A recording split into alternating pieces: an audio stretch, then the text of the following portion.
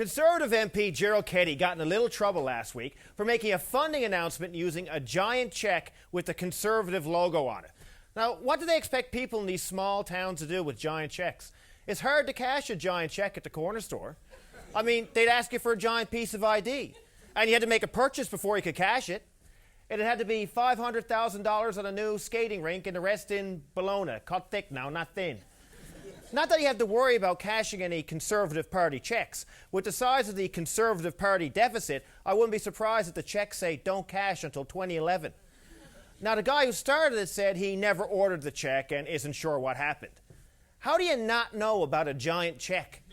I mean, you'd had to get it printed on giant paper and sign it with a giant pen. If someone asked you to take a picture with a giant cheque, wouldn't you at least be curious?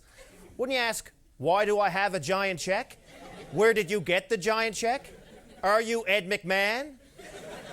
I don't ask for much from my MPs, but at least some form of curiosity about the world they live in is one thing I do want. Of course, Steve Harper said that this was an individual mistake by one member in a small riding.